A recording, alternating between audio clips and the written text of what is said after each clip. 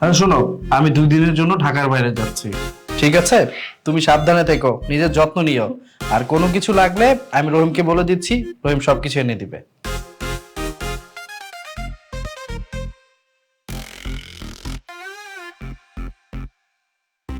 এই রহিম, জি স্যার। শোন, আমি 2 দিনের জন্য ঢাকার বাইরে যাচ্ছি। ম্যাডামের কিছু প্রয়োজন হলে তুই কিন্তু এনে দিবি, ঠিক আছে? স্যার ম্যাডামের যখন যা লাগে তখন সেটাই এনে দেবো, সমস্যা নেই। আচ্ছা ঠিক আছে, তুমি সাবধানে যাও, পৌঁছে আমাকে একটা ফোন দিও। অবশ্যই ফোন দিব, তুমি সাবধানে থেকো। আরে এই, তোর ম্যাডামের প্রতি খেয়াল রাখিস, কেমন? জি স্যার। থাকো।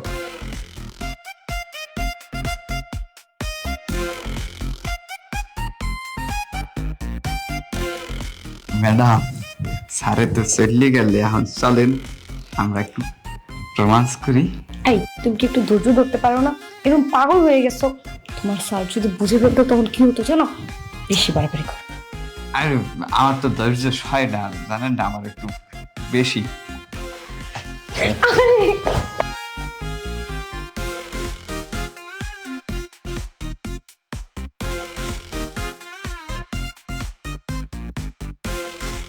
ম্যাডাম, আমি না একটু জেলাস। আমি কিন্তু আপনার এই সারের চাইতে কম সুখ দিই না, তারপর আপনি সারকে এত কেয়ার করেন কি পেন? দেখো, তোমার স্যার যদি আমাদের সম্পর্কের কথা জানে তাহলে কিন্তু সমস্যা হয়ে যাবে, তাই না?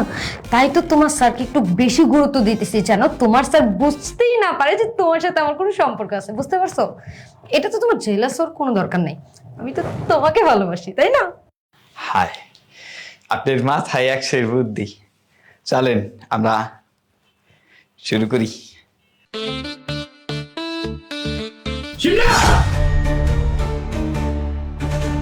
আমি সব কি দেখছি? আমার রুমের মধ্যে তুমি রহিমকে নিয়ে কি করছো? আরে তুমি হঠাৎ করে চলে আসলে যে, তুমি না 2 দিনের জন্য ঢাকার বাইরে যাবা বলছিলে আমাকে, তুমি যাও নাই? হ্যাঁ, 2 দিনের জন্য আমি ঢাকার বাইরে যেতে চেয়েছিলাম। ভাগ্য ভালো, ফোনটা আমি ভুলে এই রুমে রেখে গিয়েছিলাম। আর সেই ফোনটা নিতে এসেই আমি তোর আসল রূপটা দেখতে পেয়েছি। আজকে যদি আমি ঠিক সময় আমার ফোনটা না নিতে আসতাম, তাহলে তোর এই আসল রূপটা আমি দেখতে পেতাম না। আসলে কি হয়েছে জানো, রহিমকে একটু বাজারে পাঠাবো তাই বেডরুমে ডেকেছিলাম। তুমি ভুলভাল দেখেছো, ওরকম কোনো কিছুই না। চুপ কর, তুই আর একটাও কথা বলবি না। রহিমকে তুই বাজারে পাঠাবি, এর জন্য রহিম তোর গায়ের উপর উঠে ডলাডলি করবে? আমি নিজের চোখে দেখেছি রহিম তোর উপরে উঠেছিল। কেন এই কাজটা কেন করেছিস? আর রহিম, তুই আমার বাসায় 3 বছর যাবত আছিস, কি তো কোন জিনিসটা আমি না দিয়েছি? যখন যা চেয়েছিস আমি তখন তাই দিয়েছি। ছোট ভাইয়ের মতো আমি তোকে দেখেছি। তুই শেষমেশ কিনা আমার বউয়ের সাথে কি করে করতে পারলি তুই এই কাজটা? হ্যাঁ স্যার, আমার আর কোন দোষ নাই। ম্যাডাম আমার যা কইতে আমি সেইটাই করতাম। আমার মাঝে মাঝে টাকা দিতে এই জন্যে। কি রহিম কি বলছে? হ্যাঁ, তোমার এত চাহিদা, আমাকে দিয়ে তোমার হচ্ছে না? হ্যাঁ, শেষমেশ তুমি কাজের ছেলের সাথে। এই কথা যদি আমার ফ্যামিলি জানতে পারে, পাড়া প্রতিবেশী জানতে পারে, আমার মান সম্মান থাকবে? কাজটা করার আগে একটা বার আমার কথা চিন্তা করবে না তুমি? কেন করেছো, কেন করেছো? শেষমেশ তুমি রহিমের সাথে একই বিছানায়। ছি, আমার ভাত তো কেনা লাগছে।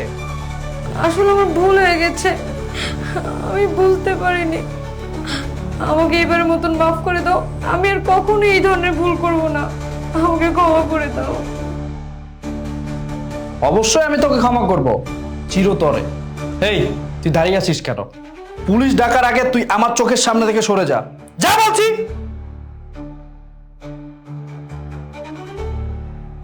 কি তুই আবার দাঁড়িয়ে আছিস কেন? তুই কি ভেবেছিস এত কিছু হবার পর আমি তোর সাথে সংসার করব? কখনই না, আমি তোর সাথে সংসার করব না। তুই এক্ষুনি আমার বাসা থেকে চলে যা। যা, যাবি না? বের হ।